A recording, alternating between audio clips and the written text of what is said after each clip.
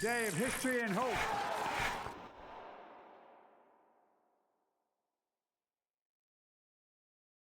Assalamu alaikum warahmatullahi wabarakatuhu. Welcome to Open Forum from the MTA International Studios in Bat Rahman. Today, we'll talk about pursuing higher education. Whether you're a parent or a student, this really challenges a lot of us in terms of how do I pursue a higher education in terms of what career to pick, the admission process, where to go to college, and everything in between. Sometimes it's mind-boggling. Luckily, we have a great group of guests today who will help us navigate that process and hopefully make it a little easier. In studio with me is Dr. Nasim Rehmatullah, who is the Naib Amir of the Ahmadi Muslim Community USA. Welcome to the show. Jazakumullah. Assalamu alaikum wa rahmatullah. Wa alaikum salam. And via Zoom, we have Dr. Atif Mian, who is the John H. Laporte Professor of Economics at Princeton. Atif Saab, welcome to the show. Thank you for having me. Assalamu alaikum. Wa alaikum salam. And then we have Sister Diana Ejaz, who is the CEO of Ivy Admissions. Welcome to the show. Assalamu alaikum. Wa alaikum salam. And we have Hassan Sayed, who is the Motmim, or the Secretary of the Amur-e Talaba Department for Majlis Khudam Ahmadiyya USA. Hassan Sayed, welcome to the show. Assalamu alaikum. We're going to move really fast into this. Dr. Saab, share why pursue higher education? Well, the higher education is necessary because the Holy Prophet ﷺ said so. The Holy Prophet ﷺ is reported to have said, "Wisdom is the lost property of a moment. Wherever you find it, grasp it." So this is a paraphrasing of the hadith. So which means that education, knowledge and information is power. It's power that enables you to excel in secular life, and in fact it enables you to excel in spiritual life as well, because you are able to understand the Holy Quran better. If if you have education, you're able to read the books of Hadith better, you're able to read the books of the promised Messiah better. So you get a better understanding and grasp of that, and then you excel spiritually as well. That's great. And next we'll go to Hassan Saib. Can you share a little bit about the challenges of your membership in Majlis Khudam al-Ahmadiyya in terms of pursuing higher education? The numbers are in some ways startling. A little over 80% of students do graduate from high school, but graduating from college in 5 years, that number drops to below 50% of the U.S. population. In other countries, it may be even lower. So there are some hurdles going along that. What are some of the challenges of youth in MKA pursuing higher education? Well, I'd say that one of the bigger challenges is definitely the financial aspect of it. A lot of families and parents are really worried about how they're going to afford college, and then further on afford maybe their marriage for their marriage or things like that. Other things also just adjusting to college. College is a very different ballgame from high school. So just adjusting to the workload, the pace of it we found is really challenging. And so that's where MKA USA comes in. We've tried to help our students out by, for example, we've seen that a lot of our students are interested in medicine. So what we've done is we've had 20 medical students, MD medical students, paired up with 20 pre-medical students in college. And so what they do is one-on-one mentorship, where they talk on a regular basis and help each other out. Explain, okay, this is what I did, to be successful. This is what advice I have for you. And Hassan Saab, so most of your membership of MKA, let's say high school graduates, most of them, by majority, are they pursuing higher education and choosing to pursue a higher education versus, say, badging or saying going to career technical education route? 30 to 40% at least for sure are interested in the higher education route, but we are also trying to increase that in the new immigrant population to the U.S. That's something where we've been trying to work on, encouraging new immigrants as well, where the percentage of Khudam recent immigrants is much lower, and pursuing higher education, they more go for maybe trades or other types of things of that nature. That's great. Professor Mian, can you share a little bit about how should I be preparing my children? I mean, starting when they're in senior year of high school, I assume is a little too late. By the way, I have 9-year-old twins. How should I be talking to them about career paths? What should be that journey towards ensuring that they actually pursue higher education and actually graduate? Now, you're at one of the pinnacles of higher education at Princeton, but what should that path be, and how should we be thinking about it? Well, first of all, it's important to keep in mind that every individual is different. And so you can't have a one-size-fit-all sort of a strategy. You have to look at the child. You have to look at what their talents are, what their interests are, and then from within that, you decide kind of what is the best path for them. So that's important to keep in mind. So let me ask you: at what age did you decide to become an economist? That's an interesting question. It tells you something about what you were exposed to as a child. Yeah. So I grew up in Pakistan, and as you can imagine, most people growing up in Pakistan, you're exposed to math and the sciences, but you're not really exposed to economics, especially in those days when I was going to school. So I had no idea about what economics is, but I was interested in research and I was interested in math and the sciences. So that's what I did, and I came to the U.S. for college, just wanting to become sort of maybe an engineer or a scientist. When I came to the US for college, that's when I was first exposed to economics. And what I realized was that it is a subject matter that utilizes the sort of the tools that I was naturally sort of good at, mathematics and things of that sort. So Atiba, let me pause you there for a second. Before you go there, let's back up to before college. I appreciate your humility, but what are some of the skills that you needed to even get into college? And then we can generalize. I don't want to make this about your life story, but from what I understand, there are some certain subjects that may matter more than others.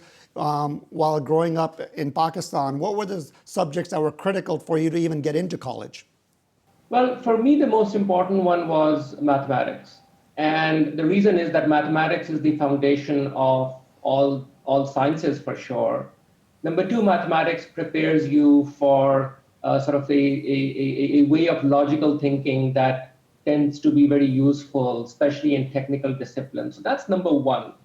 But that's not the only one. I don't mean to say that this is math or bust kind of a thing. Right. I think a couple of other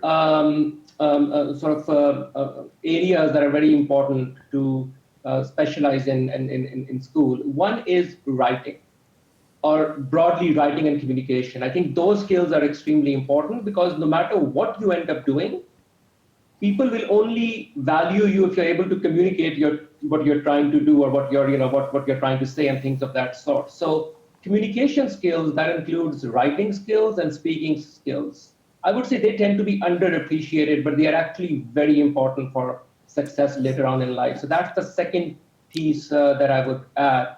And the third piece is creativity and the love of learning. So I know it's a bit more abstract, but it's really important that we instill in children early on an important sense that it's not just about scoring high in tests, that you really need to understand the material, and it should really inspire you and motivate you, at least some aspects of it. I understand not everything will resonate with you equally, but it's very important that children, when they're going, as they are studying in middle school, elementary school, and high school, that at that time, at least there are some elements of what they are studying that really not just challenge them, but actually inspires them to think more about, how the world works, and the questions should resonate with them more broadly. So I really want to encourage parents and children to think a little bit broader than just, training for the test, so to speak, and just making sure that you score the perfect.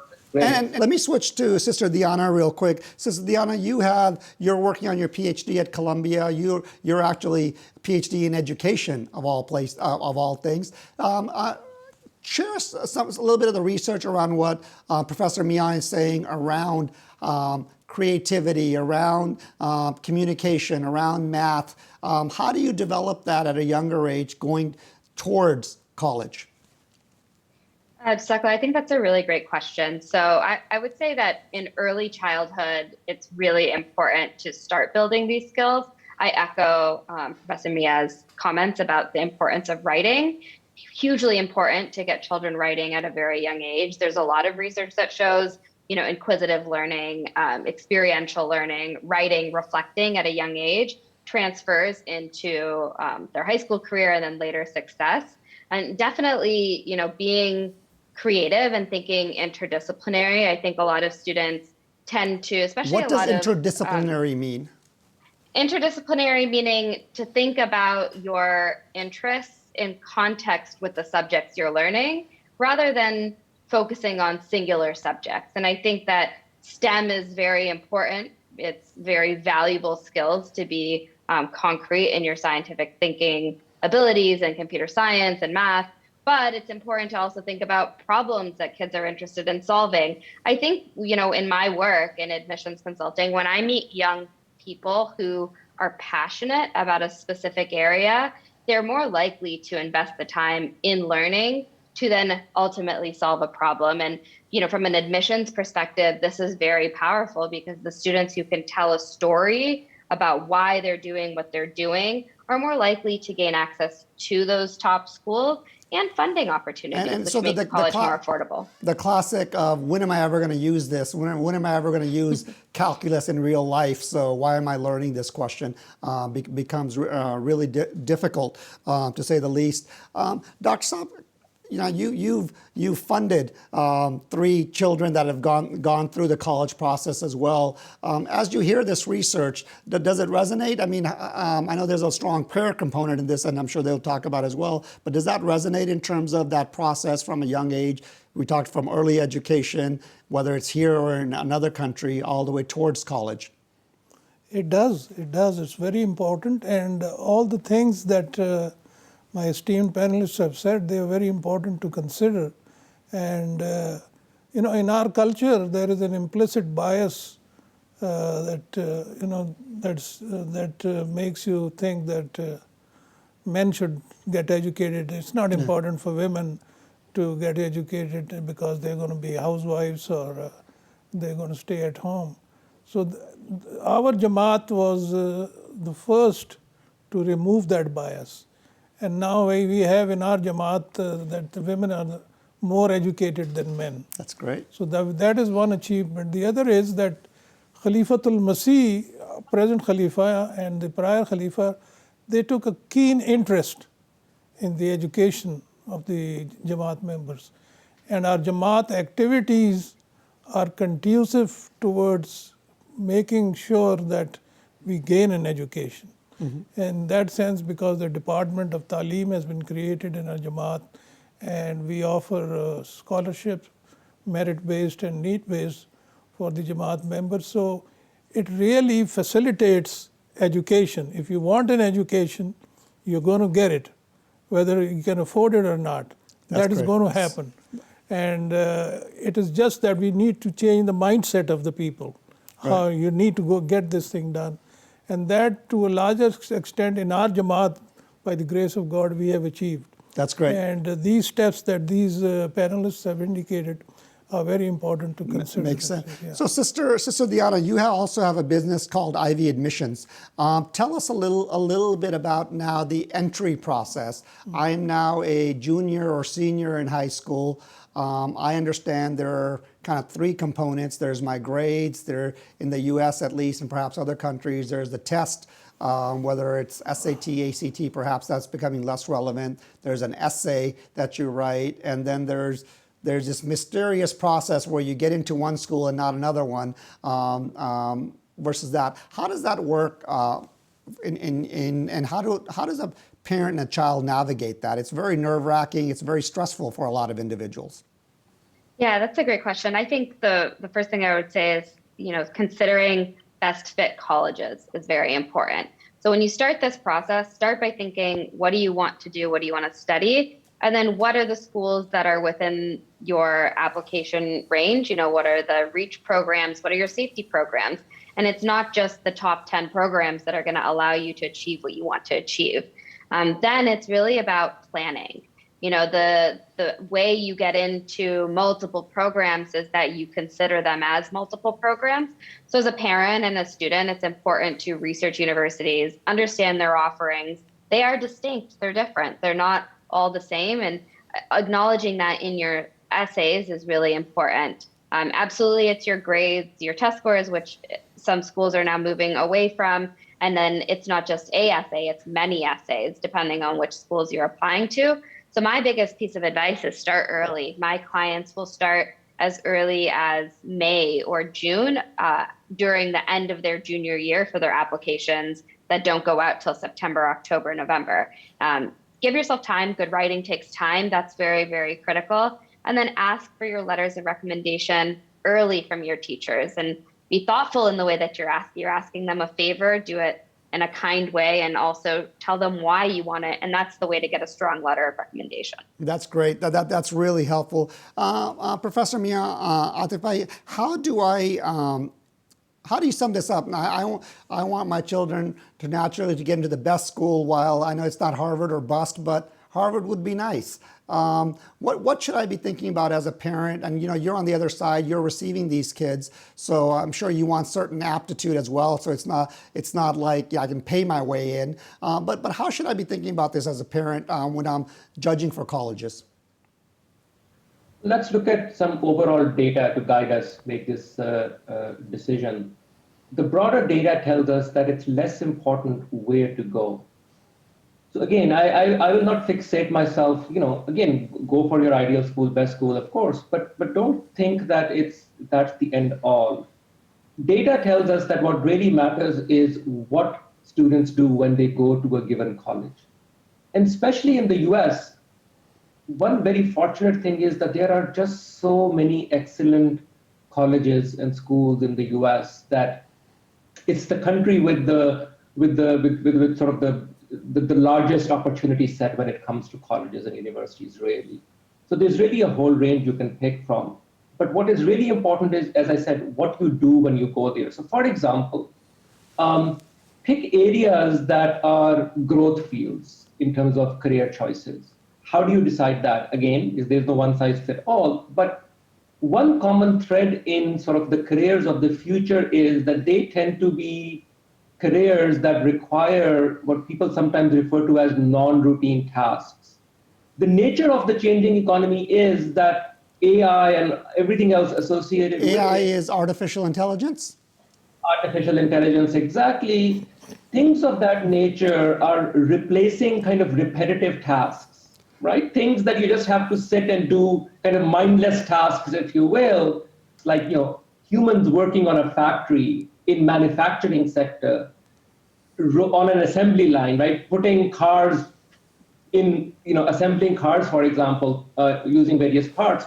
That sort of repetitive task is increasingly getting replaced because of robots, because of, again, what is referred to as artificial intelligence, which would be the example of self-driving cars. But there's a lot coming at us going forward, right? So those are careers. Atifah, let me back up or move forward a little bit on that point. Well taken. What about for those students who feel, and I'll pick on Harvard or Princeton or not a lot of other universities that feel that, these institutions charge, somewhere between $100,000 to $200,000 for an undergrad. I graduate and my career or my company has to retrain me anyways. Why do I need a piece of paper to find a career versus just learning, say, artificial intelligence, coding, or things like that, and go straight to a path? A lot of kids are questioning that because they're,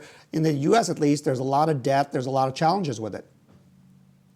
First of all, that's partly why I said it's not about where you go, but what you do when you go there. Mm-hmm.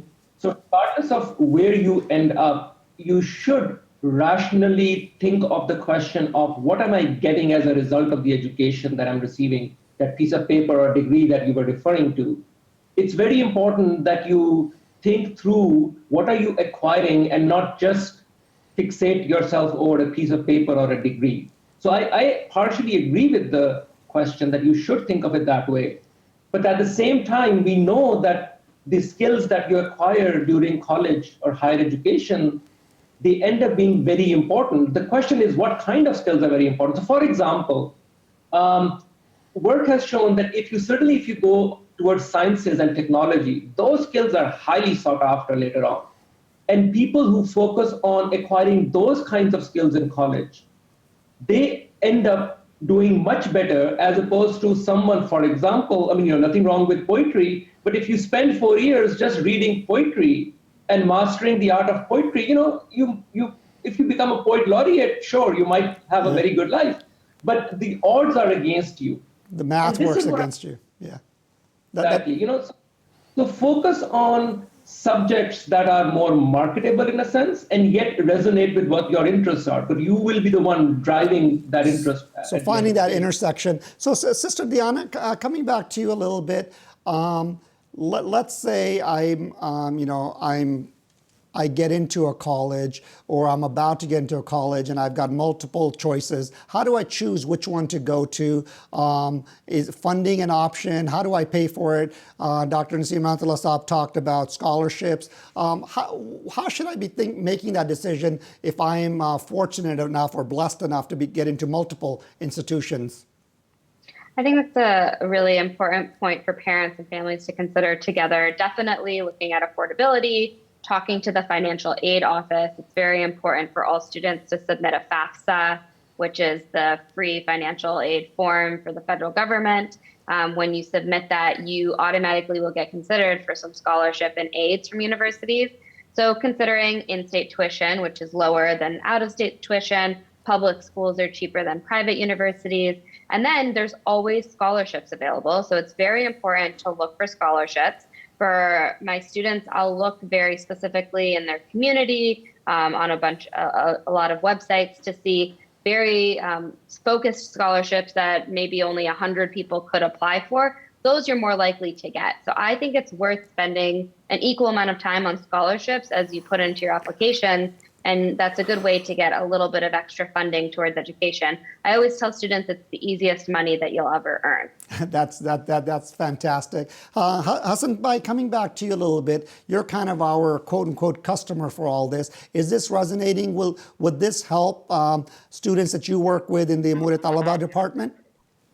Yeah, I think definitely, because a lot of times, just as Diana Saiba said, that it's definitely a lot of time is spent on the college application, but really not much on scholarship applications. So taking the time to, before college and even so during college, there's so many more scholarships you can apply for and really earn that money. And it even starts also before college. In my experience, I was fortunate enough to take AP or advanced placement classes. Yeah.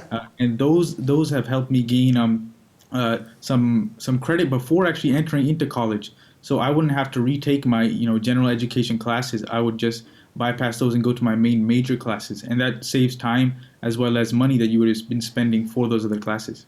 That's great. All right, so we're going to go to our lightning round. So in 30 seconds or less, imagine there's a student or a parent of a student who is in high school. What is one tip you would give them to accelerate their chance of getting into college and perhaps going further as well, or one watch out perhaps as well? We'll go around the room. We'll start with Hassan Bhai. Why don't you go ahead and first?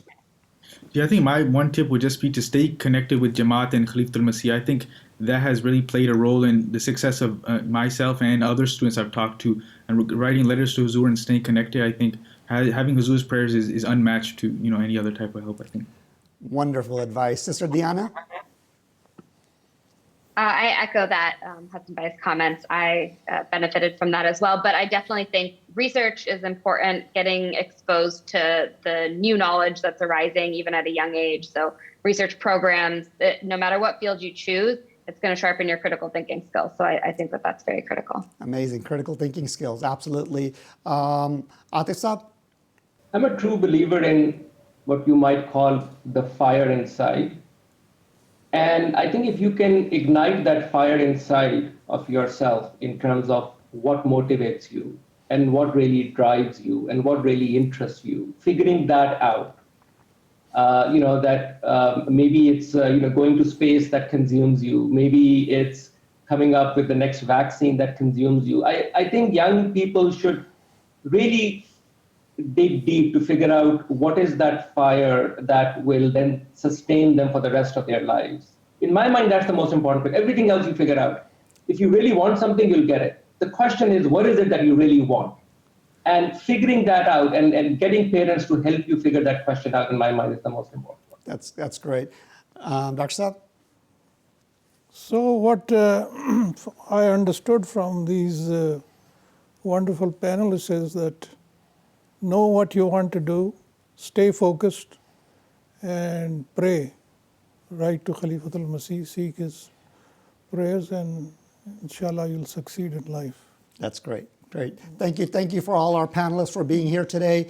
This has been a show of Open Forum talking about pursuing higher education. We learned starting early, whether it's when you're in elementary school, all the way understanding math, critical thinking skills, and then pursuing all the way up to research fields and really going all the way to getting a PhD, as some of our panelists or have already. I hope you learned a little bit from this and you stay focused. One tip I would be remiss if I didn't mention again is that make sure that you're able to write to Khalifatul Masih along the way, and those prayers will accelerate the growth of any of your ventures. This has been Open Forum from the studios of MTA International in Batur Rahman.